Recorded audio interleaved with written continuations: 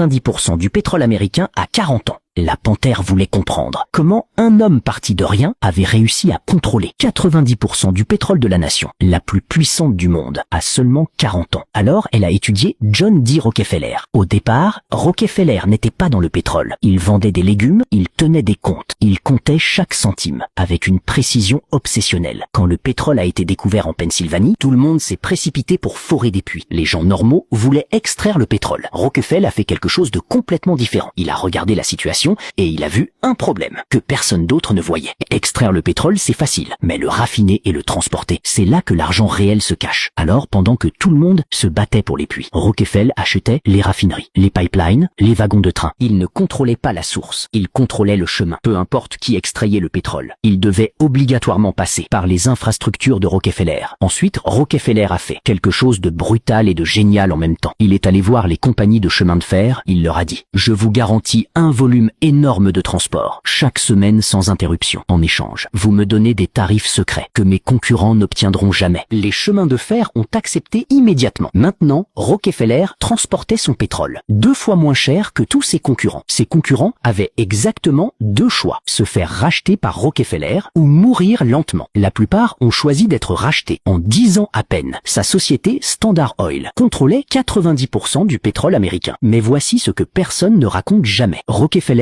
ne gardait jamais tout son argent. Dans une seule structure, il créait des dizaines de sociétés, dans des dizaines d'États différents, toutes connectées en secret, sous son contrôle unique. Les autorités ne voyaient pas un empire, elles voyaient des dizaines de petites entreprises, qui semblaient totalement indépendantes. Quand le gouvernement américain a finalement forcé Standard Oil à se diviser en 34 sociétés séparées, Rockefeller possédait des parts dans chacune d'entre elles. Le démantèlement de son empire l'a rendu 2 fois plus riche. La panthère a compris une chose fondamentale ce jour-là: on ne détruit pas un empire vraiment bien construit, on l'éparpille juste en plusieurs empires plus petits. Rockefeller n'a pas gagné parce qu'il avait plus de pétrole que les autres. Il n'a pas gagné parce qu'il était plus intelligent que les autres. Il a gagné parce qu'il a compris une règle que personne n'enseigne jamais à l'école. Celui qui contrôle le chemin contrôle tout. Les foreurs possédaient le pétrole, mais Rockefeller possédait les pipelines, les raffineries, les wagons. Sans lui, le pétrole ne bougeait pas. Sans lui, le pétrole ne valait rien. Les pauvres possèdent des produits, les riches possèdent les infrastructures qui donnent de la valeur à ces produits. Abonnez-vous si vous voulez comprendre comment les grandes familles pensent vraiment